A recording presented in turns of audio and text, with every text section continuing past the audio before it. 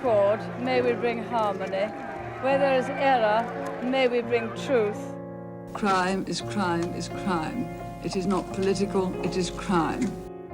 That is out, that is out, that is out. Dr. Fitzgerald and I have today signed a serious and solemn agreement which signifies the way ahead in relations between our two countries and towards peace and reconciliation in Northern Ireland. This will allow the party to elect a new leader who will unite the party and build upon her immense successes.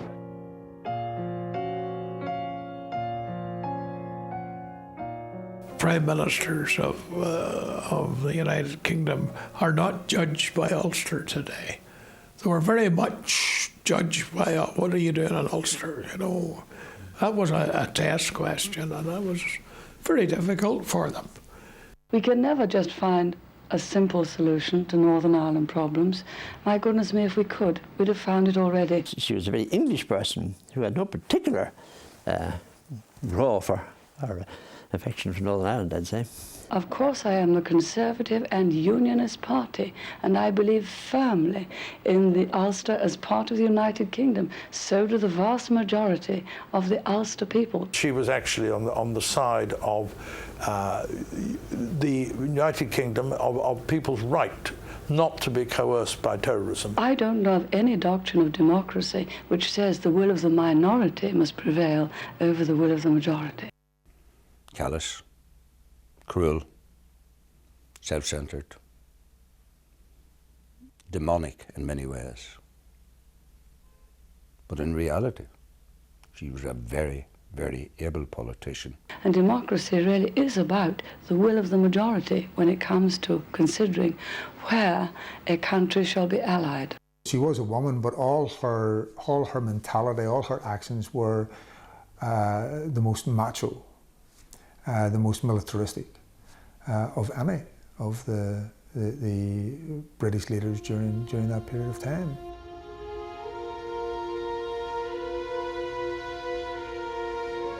Perhaps more than for any other British Prime Minister, Margaret Thatcher's strident views on Northern Ireland would bring her much soul-searching.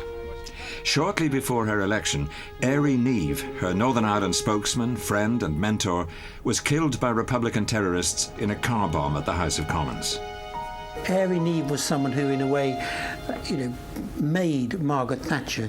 He was the brains, the eminence grise behind her election as Conservative leader at a time when many people thought she was just the Finchley housewife, someone who was a short-term electoral phenomenon. I think Éire Niamh saw the potential in Margaret Thatcher. He groomed her, saw her election as Tory leader, and then just at the moment when she was about to become Prime Minister and win that election, he was murdered, and I think that did clearly colour and influence her views towards Ireland, and particularly the Provisional IRA. In the words of Éire Niamh, whom we had hoped to bring here with us, there is now work to be done. Éire had a very clear view, which I talked about to him, in which he said that the first requirement for a solution to the Troubles is that the door must be slammed shut, bolted and barred against union of Ulster with the Republic.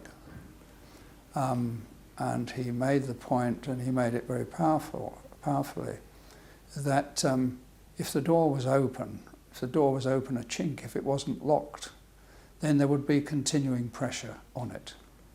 And that the most important thing was to give a signal that that door was locked for good. Éire Niamh brought a touch of reality to the matter. And then, of course, I think she said to herself, I sent one of my best political friends really to his death by giving him that job. And so she did, but she didn't intend that. But I mean, it was a terrible blow to her. I don't think it set her views, to be honest with you. It may have reinforced her views, because she was very close to Éire. Fundamentally, Margaret was a unionist, and she was proud of the fact that she was a unionist. So she saw Northern Ireland as a valuable part of the Union. I suppose the other thing that she brought was that she was quintessentially a law and order person. She believed in the law, and she believed that people should obey the law.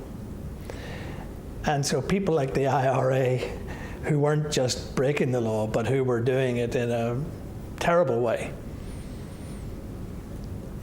she couldn't find any accommodation for that sort of attitude. Her view was that whilst she should have an open door to the Republic, to the views of those in the Republic, to the Taoiseach and so on, that it would be very much on the basis that we had a terrorist problem, that it was their duty to help us with the terrorist problem, that the border was a key part of that problem. I think she would have pursued the IRA, or Airey Neave would have pursued the IRA, treating them for what they were. I certainly think there was a misrecognition of Thatcher as a unionist. If you look at it from a Scottish angle, that's very clear. I think essentially Margaret Thatcher was an English nationalist, which is a rather different thing. Now, at certain points, this could lead her to sympathy with the Ulster Unionist position, but it is not the same thing as that she was essentially a unionist.